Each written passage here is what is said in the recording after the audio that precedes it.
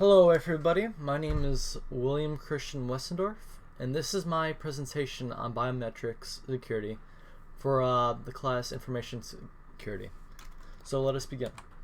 So what are biometrics? Biometrics are physical authentication tests to give authorization to certain users. Unlike passwords, they rely on the physical attributes of users, or devices that are given to them, which we'll go on to detail later on. An example is your phone, facial recognition, and thumb scanning. So take, for example, my phone. So if I scan up without scanning my face, it's locked. But if I go back, scan my face, and then scroll up, it's authenticized. And that's one of the greatest examples, because we all use it, whether it's thumbprint, fingerprint, face print, that sort of stuff. So let's go on to our next slide. So the history of biometric, it goes all the way back to 500 BC in order to, let's just say, verify a transaction of some kind. Oh, I'm a so-and-so, and I want to verify that this iron or silver or whatever you bought was actually sold to you by the proper seller. So you would put your thumbprint on the stamp or whatever receipt that you made for the person, like, oh, he ordered 500 pounds of iron. So in order to verify that, you'd put your thumbprint and they'd match it up. They'd be like, okay, so yeah, no, this was sold by so-and-so because that's his thumbprint. Or pieces of art, like, oh, this was drawn by this guy because of the thumbprint. And they had their own data system where they would match people to whatever thumbprint they gave. And there were also other forms of biometrics later on, such as body measurements, like wingspan, face height, spine height, and various other sorts of things, especially for prisoners. So let's just say you don't want a prisoner to get mixed up with another prisoner. So you take their thumbprint or just their measurements in general, and this is primitive, bear in mind, and then they would match that up. They'd be like, okay, so yeah, this is the prisoner that we were supposed to receive from this facility. So we have early biometrics and we have modern day biometrics, and typically starts around 500 BC, which is when thumbprints really began to become more popular among people making transactions because it was simple, easy to do, and fast. So, like I was saying, thumbprint biometrics, the first biometric system created, to our knowledge, because, you know, just how it was done. It was difficult to forge, easy to give, a fast process, and used since 500 BC, which makes it one of the first biometrics to be used.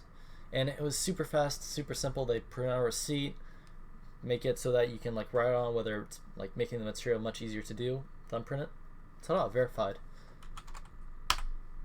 And then one of the later systems that became very popular was a Bertillon system. It was developed by Alphonse Bertillon in 1882. And it basically took measurements, as you can see in the diagram I've placed on the right, of head shape, wingspan, even the way you're sitting. He'd measure that. Facial structure, how wide is your head, how tall is your head, and various other things. And this was one of the most popular for the longest time, up until other methods were invented later on in the 20th century. Fun fact about the Bertillon system: one of the first instances of the biometric system being hacked or broken was when a pair of twins committed a crime while one of them was being sentenced. The court was unable to determine which of the two twins had committed the crime because they both had very, very similar, well, like the Bertillon thing took, like shapes, lengths, widths. So it created this weak argument against the Bertillon system.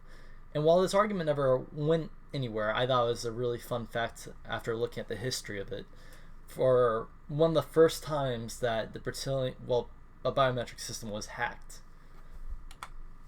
So now there are non-human biometrics, which after the 1960s, these became much more popular, where they didn't rely on physical attributes so much as it did hardware. Take, for instance, key cards or tokens, which we'll get into later on. Like key cards you can use all around, buy stuff, verify your identity, whether it's going to, let's just say, a gym or the student cafeteria, or just to gain access to certain places if you're working there. And sometimes you can even download stuff onto your phone that like verifies the phone user, which you may have seen people on campus doing already. And it's over time it's becoming more and more popular, but this is one of the newer biometrics that we've seen so far, of phones acting as almost like key cards. So modern day biometrics, like we're going to get into. So let's just take for existence bear card, because we all have bear cards, we all use them, I think. So you use the electronic scanning of the physical card, whether it's the barcode on the back or the chip that's inside the card, to grant you access to certain places. Let's just say the hyper, the library, the IT building, just all sorts of places to allow you to access with it. And it's super simple. Very rarely does it ever hard. Sometimes you'll have to tap it a few times, but typically it's very simple to use, and it's become very popular in these fast years, where it became exploded in popularity in like the early 2000s when new biometrics were being developed, along with tokens, which we're about to get into. And you can also use it to verify a purchase. For example, if somebody else was to take your card and say, oh, I'm going to make a purchase with so-and-so's card, they would use it, and then your face picture would show up. And the person would be like, well, this isn't you, so they'd either cancel the transaction, call the police, or they would just cancel the transaction, which it's very simple to use. It's on a database so that people can bring it up, and it's just very well done. So biometric tokens. Tokens are one of the best biometrics in my opinion. They provide temporary passwords from the physical device. And let's just say, for example, I want to access this computer. I already have my username and password, but if I had a token, I would be able to have a temporary password that's given to me.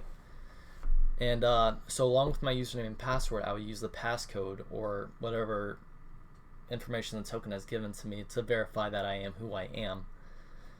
And the passcodes are really consistent, and it's just one of the best ways to do it, because hackers have a tough time. So even if they get your username and password, they still don't know the passcode of the token, because it constantly changes and it's randomized.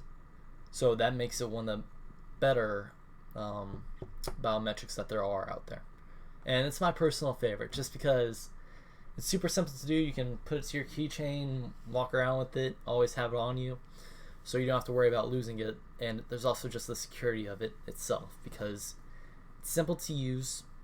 You click a button, you'll get the code, and then you sign in as you typically do. So there are a lot of benefits to biometrics in the cybersecurity field, which is my major. I personally really love biometrics for it, just because biometrics are typically one of the harder systems to crack, because you have to go through all these steps, get the data of the thumb, get the data of the eyes, the face, and there's so much that goes into it that makes it difficult, like just a ton. Along with like vocal recognition, like if you speak in a certain way with a deep or a high voice, that's another thing you can do. And typically biometrics are pretty easy to implement, like as you just saw with my phone. It scans my face and has key points, whether it's the nose, the mouth, the chin, and so on and so forth, or thumbs, because thumbprints rarely change. Now if you got, say, like a scar or something and it became disfigured, then there would be an issue, but typically they're very easy to use, and rarely do people have issues with it.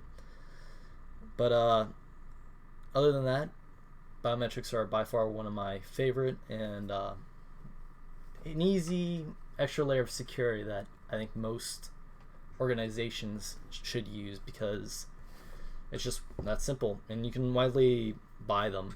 I'm not sure if you've looked this up online, but if you look for thumbprint scanners, they're like $30-$50.